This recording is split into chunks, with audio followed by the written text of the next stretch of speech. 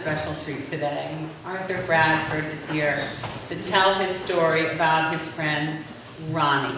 I heard his story on NPR and didn't even really, register that it was my Arthur Bradford and my town, and that this incredible story was being unraveled right before my eyes, which was such an incredible privilege. And so...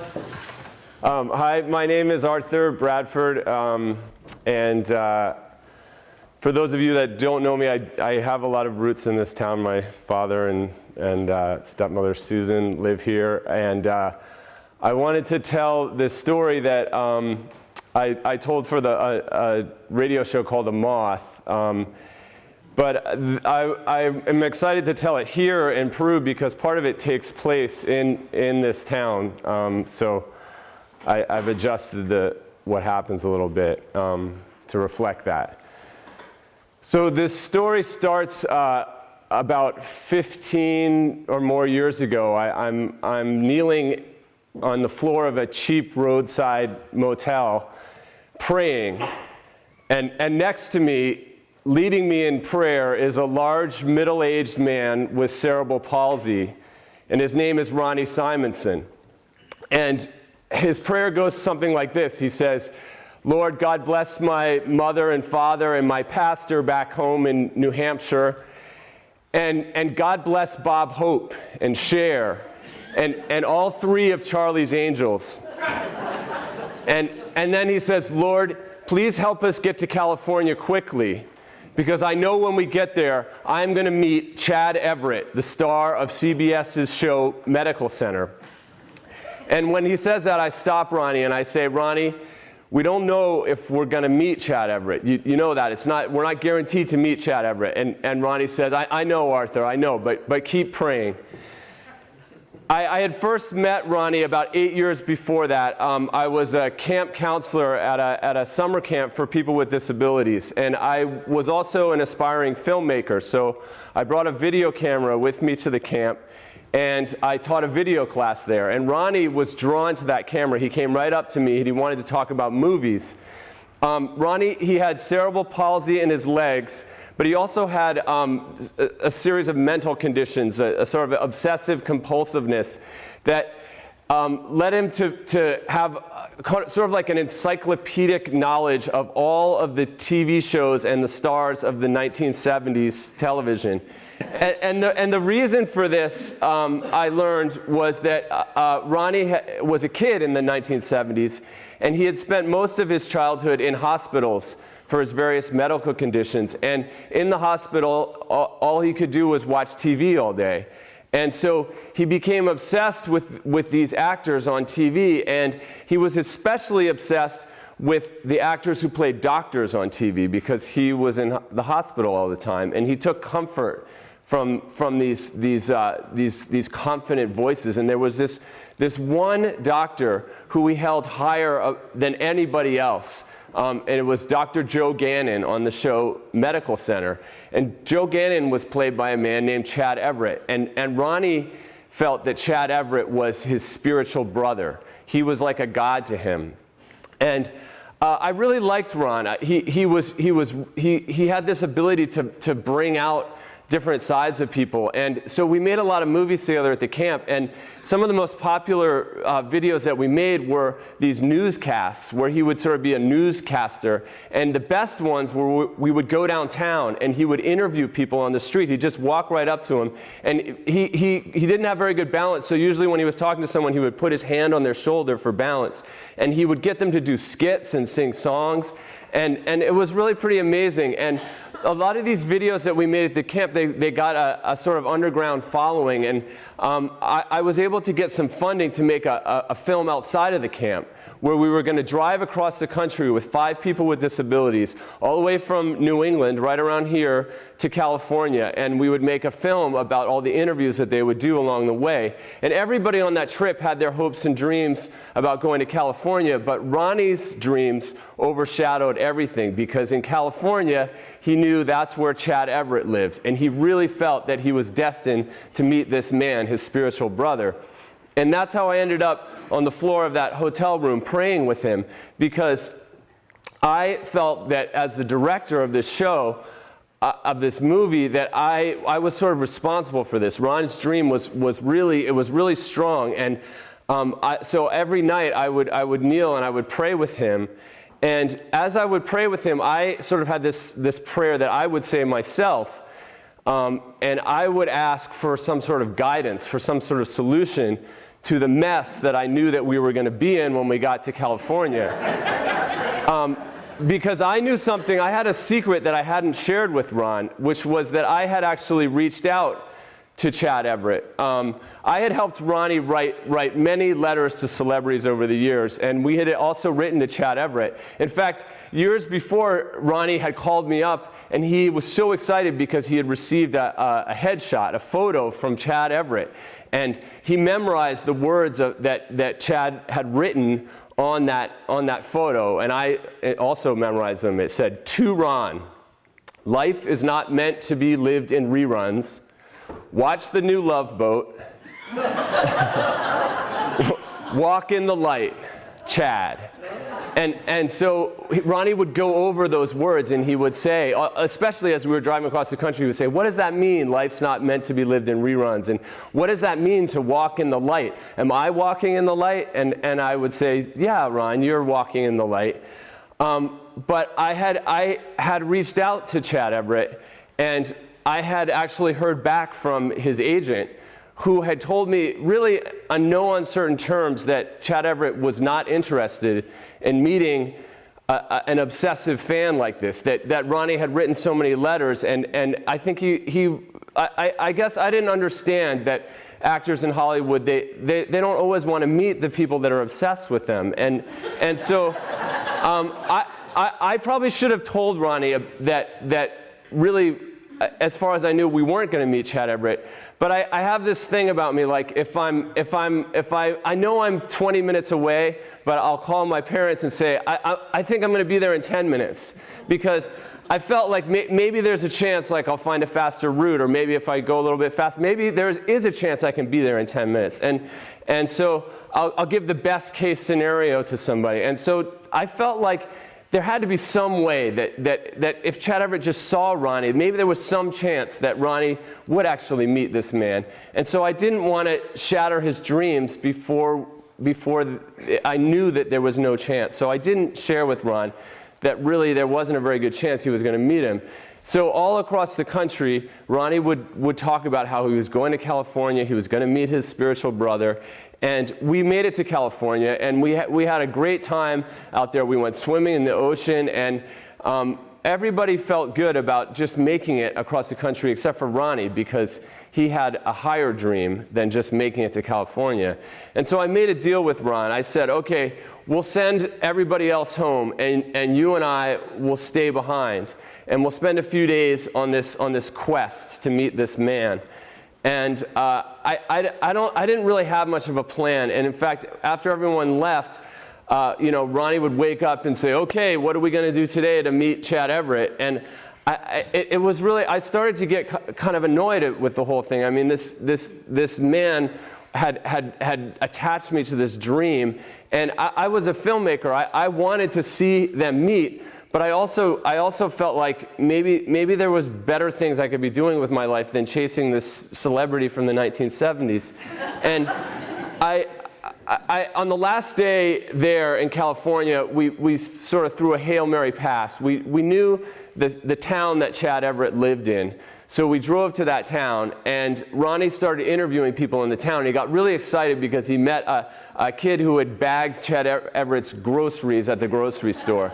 And he asked all about what groceries he bought. And then we met someone else who said that he thought he knew what street Chad Everett lived on. So we went up to that neighborhood, and it turned out to be in a gated community. And we waited for the security guard to look the other way, and we drove through. And Ronnie said, I just want to see what his house looks like. So we went to where we thought it was his house, and Ronnie said, I just want to get out and take a picture in front of his house. And it wasn't until we were hiding in the bushes outside of his house for a while that I realized this wasn't really a very good idea. I had this idea that if Chad Everett saw Ronnie and he met him, that he would understand that he was someone that he should meet. But what I realized was if he walked out of his house at that moment, Ronnie would jump out of the bushes and run towards him, and probably the police would be called, and it would really be a disaster. So I was actually relieved when the security came and told us to get out of the bushes and leave. And that film we made, it ends with Ronnie kissing Chad Everett's star on the Hollywood Walk of Fame. And it's a really nice ending, but it's not the ending that Ronnie or I wanted for that film. And after we were done shooting, I actually came here to Peru, and I lived in my parents' barn there, and I worked on editing it. And we edited the film, and then we took it to film festivals. And Ronnie would come to the film festivals, and he became kind of a small celebrity himself because he was the star of this documentary. And but he didn't care about being a celebrity himself. What he cared about was that at these festivals, people would come up to him and say, you know, I know Chad Everett's dentist. And Ronnie would say, Arthur, you got to get this person's name because maybe you can send a tape to the dentist who will give it to Chad Everett. And Ronnie wasn't going to let go of this dream. And so while I was living in this barn in Peru, I was really getting frustrated. I was thinking, you know, we made this huge effort to go across the country. We made a whole movie. Why can't this man leave me alone with his dream? And Ronnie lived in Nashua, New Hampshire, and he would call me all the time and say, you know, did you send the tape to this person? Did you send a tape to that person? And I was really, frankly, I was wishing that this dream would just end, but there was a version of the dream that was kind of a nightmare for me, which was that Ronnie would somehow actually meet Chad Everett, and I would not be there to film and document the whole thing. If that happened, that would be the worst thing of all. I didn't think I could live with that scenario. So I kept up with it. I sent the tapes out. And one day I was sitting in that barn in Peru, and the phone rang, and I picked it up, and this deep voice on the other end of the line says, hello, is this Arthur Bradford? And I said, yes. And he said, hi, this is Chad Everett. And I thought it was a joke. I said, no, that I figured it was a friend of mine calling because he knew that, and I said, no, it's not. And he just laughed. He said, yes, it is. And I realized it was Chad Everett. And he had seen the film. The videotape had reached him. He had watched it. And not only that, he liked the film. And he agreed that he would meet with Ron if we could get to California. So I got in my car, and I drove straight from here all the way to Nashua, New Hampshire. And I burst in. I said, Ronnie, Chad Everett saw the film, and he wants to meet you. And Ronnie clapped his hands together. And he said, oh, boy. And for 2 weeks before that trip, all he could do was talk about what was going to happen when he met Chad Everett and what he was going to do. His parents said he didn't sleep at all. He just sat there rubbing his hands together saying, I'm going to meet my spiritual brother. I'm going to meet my spiritual brother. And so we got on a plane and we flew out to California. And the filmmaker in me, I wanted this to be a beautiful moment because this was something we'd really worked up towards. And so we scheduled the meeting to take place on a beach called Paradise Cove out in California. And we had Ronnie, we got there early, and as we're walking out to the beach, I realized that my thinking wasn't entirely clear because Ronnie at this point, he could walk, but he needed help to walk because of the cerebral palsy in his legs. And the beach, the sand was really hard to walk on. And so we sit him down in a beach chair, and I'm thinking, this is really awkward, like he can't even stand up and walk, and what are we going to do? And at that point, down on the other end of this beach, this fancy convertible drives up, and the license plate says, Sir Chad. And this handsome 1970s era star steps out, and he starts walking down the beach all the way down at the other end of the beach. And Ronnie sees him, and he hoists himself out of his chair, and he says, is that Chad Everett? And the voice at the other end of the beach says, yes, it is. And Ronnie starts running across the sand. I had never seen Ronnie run on solid ground at all. He couldn't run, but he's running, and his legs are flying behind him, and the sand's kicking up. And Chad Everett's going, slow down, slow down. But he's running, and he sort of looks like a little boy at this point. He's just running towards his hero, and he gets to him, and he throws his arms around him, and he says, Chad, I'm so glad that you came. And Chad Everett turns out to be a very nice man. And they spend the entire day together on the beach, and they do skits, and they sing songs, and at the end they say a prayer together. And it really was everything that Ronnie had ever hoped about in meeting this man. And then we take the red eye home back to New Hampshire that night. And Ronnie, who hasn't slept, I think, in about 2 weeks, he sits down on that plane seat and he says, "Well, Arthur, we did it." And he slept all the way till we reached his home in New Hampshire. And then after that meeting, I didn't hear from Ronnie for a while, which was unusual because usually he would call me all the time, but I figured since we had achieved his dream, maybe he didn't need me anymore. And I finally did get a call, and it wasn't from Ronnie, it was from his mom. And his mom had some bad news, she said, that Ronnie had been diagnosed with leukemia. And she told me privately that he only had about 6 months to live, that was what the doctor had given him. And I was shocked at this. And then she put Ronnie on the phone. And Ronnie, we had talked about how he couldn't just always be in touch with Chad Everett all the time, that maybe he could send him a card every year or something like that. We had to respect his privacy. But Ronnie said, "I know Chad Everett's a busy man, but do you think you could tell him about my diagnosis?" And I said, I can do that, Ron, I'll do that. So I sent a message to Chad Everett, and I told him that Ronnie, the man he had met on the beach, was given 6 months to live. And then an amazing thing happened was that Chad called Ronnie that Sunday, and they said a prayer together. And then he called him every Sunday, without fail, at the same time, every morning, and they would say a prayer together. And it was something that really gave Ronnie this strength. And Ronnie outlived that 6-month diagnosis. In fact, he lived for over 2 years. In fact, he flew back to California and had a party with Chad, where he came and they had another meeting. And I really do believe that those calls that Mr. Everett made to him every morning where they would pray gave him this sort of strength to live much longer than they thought he would. Ronnie did eventually die of that diagnosis. And after it happened, I thought a lot about what had happened to me and how I had sort of become tethered to this dream of meeting this man, Chad Everett, who I'd never even heard of before I met Ronnie. And I also was thinking about it in terms of that I was going to be speaking here today, and normally when I talk about this story, I talk about the dreams and the importance of having a biggest dream. But the thing that strikes me when I think about that story, and I'm talking about it in church, is about the prayer part of the story. I had never really been that religious until I met Ronnie, and I never really thought much about praying, but that it was something that he did, and I thought there was some power in it. And I don't really know what it is that we get out of praying, whether it's actual communication with some higher power, or whether it's just the idea that when we pray, we focus on something that's really important to us. And I've always thought about that. I've always thought about those calls that Mr. Everett made to Ronnie, where they would pray together every Sunday, and how what a nice thing that is, whether or not you're religious or not. Just the idea that people get together and they think about the same thing has value. And when we share our dreams and our passions, that has value.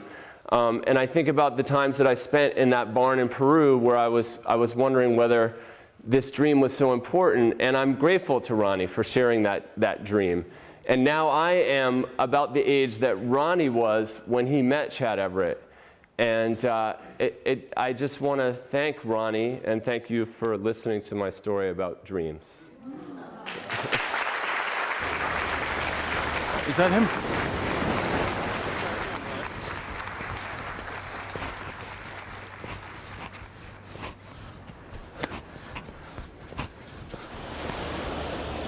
There's the guy. Is that Chad Everett? Yeah, you better believe it, bud. How you doing? Hey, Chad! How are you, Chad? Come on. How are you? Hey, Ron, how you doing? Chad Everett! Easy. How you doing, bud? Fine, Chad, fine. Good to see you, bud. Good to see you, my friend. Yeah, right.